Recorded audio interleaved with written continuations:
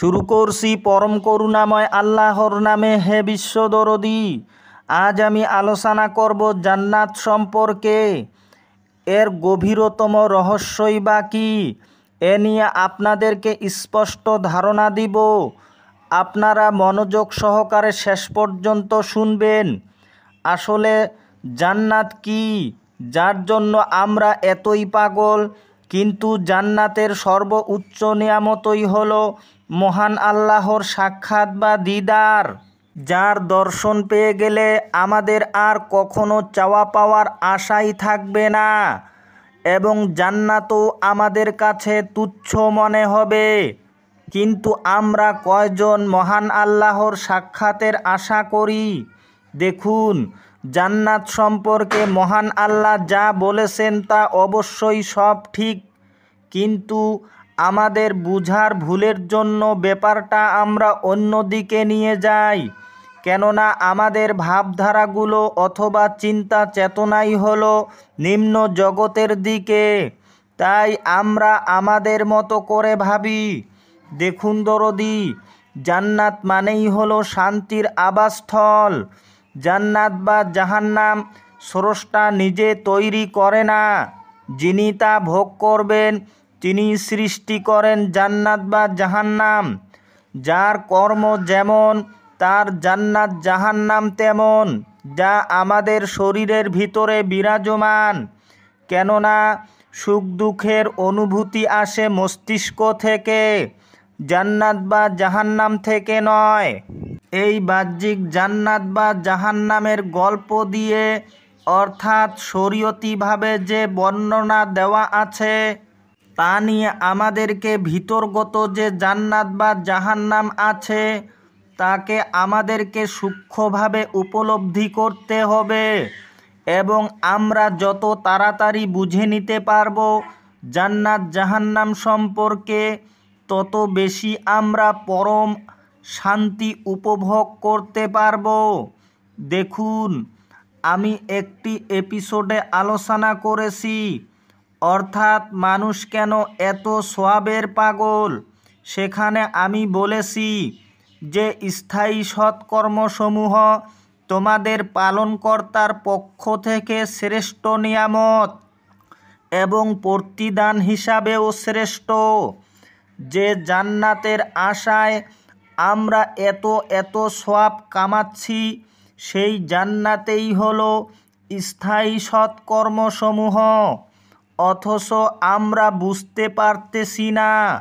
হে দরদি, এমন কর্ম করে যান যা জগতের জন্য হামেশা বা সব সময় কল্যাণ হতে থাকে, সেটাই হবে আসল জান্নাতের ঠিকানা। তাই মাওলানা জালালউদ্দিন রুমি রহমাতুল্লাহ আলাইহি বলেন, আজ যা তুমি দেখতেছো আমি সত্যিকারে বলছি তা সবই স্বপ্ন।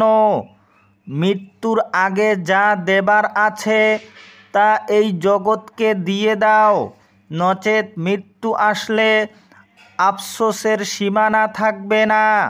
এবং মহান আল্লাহ বলেন সূরা নাহলের 93 নম্বর আয়াতে, মা ইনদাকুম ইয়ানফাদু ওয়া মা ইনদাল্লাহি বাক। অর্থ, তোমাদের কাছে যা আছে তা একদিন নিঃশেষ হয়ে যাবে, আল্লাহর কাছে যা আছে তা কখনো শেষ হবে না।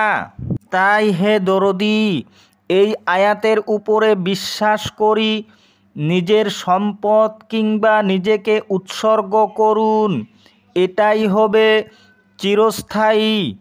নিজের ব্যক্তিসত্তা কিংবা নিজের স্বার্থে ছেড়ে পরম স্বার্থের জন্য কাজ করে যান, সেটাই হবে স্বর্গীয় আনন্দ।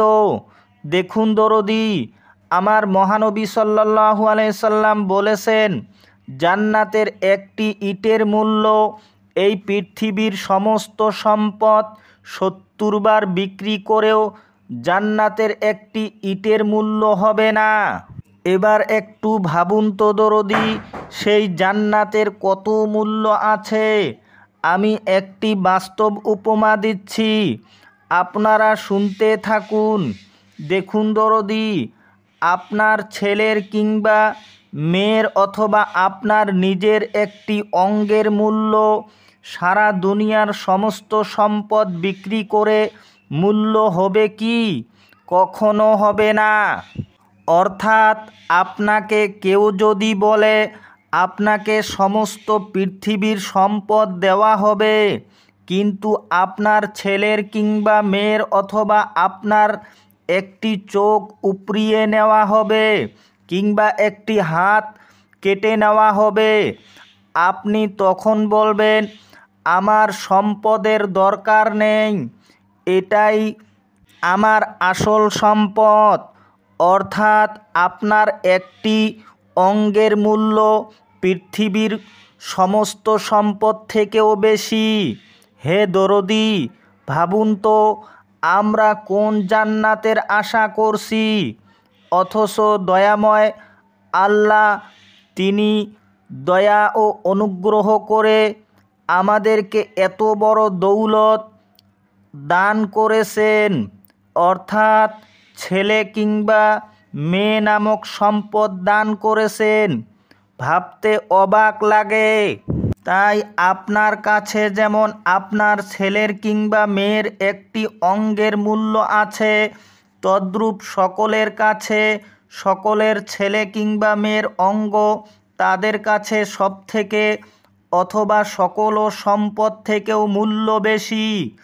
তাই মানুষের এতই মূল্য আল্লাহর কাছে আছে, যিনি সুন্দর থেকে সুন্দরতম করে সৃষ্টি করেছেন এবং মানুষকে সর্বশ্রেষ্ঠ বানিয়েছেন, মানুষকে সম্মানের মালাও পরিয়েছেন।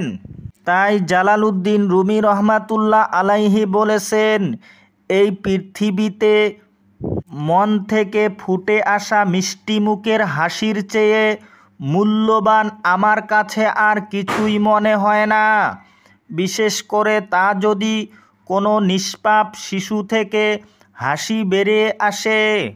তাই হে দরদি, সকলে মানুষকে মন থেকে ভালোবাসা দিন, সকলকেই সম্মান করুন এবং গরিব মিসকিন এতিম অথবা যারা একেবারে অসহায় তাদেরকে হাসি মুখ ফুটিয়ে তুলুন, যে কোনো ধর্মাবলম্বী লোক হোক না কেন।